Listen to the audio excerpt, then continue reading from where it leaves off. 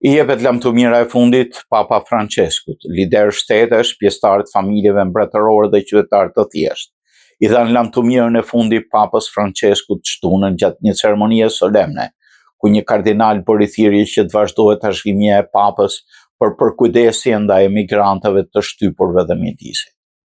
Papa vdiq me 21 prill të hënën e Pashkëve, në moshën 88 vjeçare pas një ataku në tru. I pasur me ngrohtësi njerëzore dhe thellësisht i ndjeshëm ndaj sfidave të sotme, Papa Francesku ndau me të vërtet anktin vuajtje dhe shpresat e këtij brezi, tha kardinali italian Giovanni Battista Re, i cili drejtoi meshën e varrimit. Të pranishmit duart trokitën pa rreshtur kur Re foli për përkujdesin e Franceskut ndaj emigrantëve, thirrjet e tij të vazhdueshme për paqe, nevojën për bisedime për t'i dhënë fund luftrave dhe rëndësinë e trajtimit të ndryshimeve klimatike. Papa Francesku preku mendjet dhe zemrat e njerëzve dhe dëshiron të ndërtonte ura, jo mure, theksoi kardinali Giovanni Battista Re. Të paktën 400.000 njerëz u mblodhën në qytetin e Vatikanit për varimin e Papa Francesku, të mbushën rrugët për të parë arkivolin e tij teksa dërgohej në kishën Santa Maria Maggiore për varim, sipas ministrit të brendshëm të Italisë Matteo Piantedosi. Vlerësojmë se nuk ishin më pak se 400.000 njerëz, përfshirë ata që ishin në sheshin e Shën Pjetrit dhe ata përgjatë rrugës, tha Piantedosi në programin televiziv italian TG5. Disa nga ata që u radhitën për të parë kufomën e Papës kujtuan një njerëz të njohur për afërsinë e tij me njerëzit, shakat dhe mbrojtjen e të pambrojturve.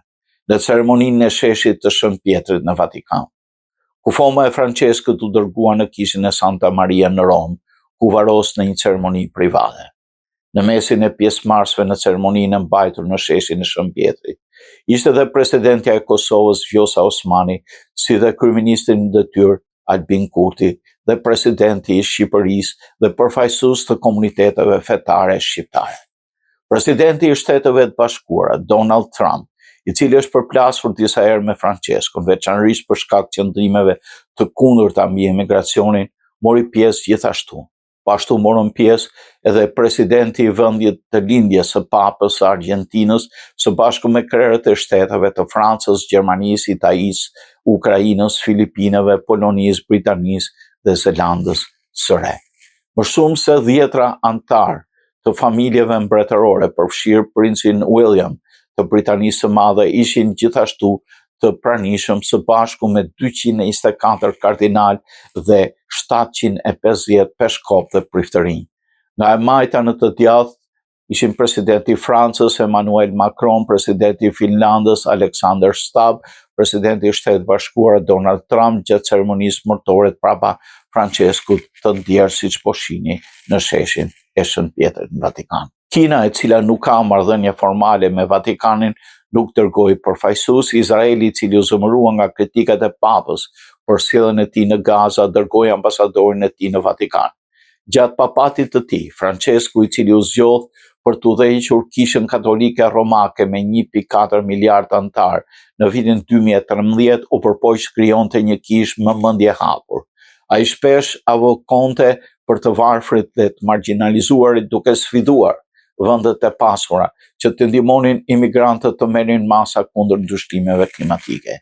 Ai ishte bari i thjeshtë dhe shumë i dashur në krye dioqezën e tij, që udhtonte kudo dhe me metro dhe autobus, thuhet në një dokument një faqesh për jetën e tij vendosur brenda arkivorit para se të mbyllej. Jetoi në një apartament dhe përgatiste darkën vet, që të ndihej si njeri i zakonshëm. Pas periudhës së zisë, kardinalët katolik nga gjithë bota do të mbledhen për konklavën që do zgjedh papën e ri. Konklava e fshehtë pritet mos fillojë para 6 majit për t'i lënë kohë kardinalëve të zhvillojnë takime të rregullta, të njohin njëri tjetrin, të vlerësojnë gjendjen e kishës, përfshirë dhe problemet financiare dhe ndarjet ideologjike mes tyre.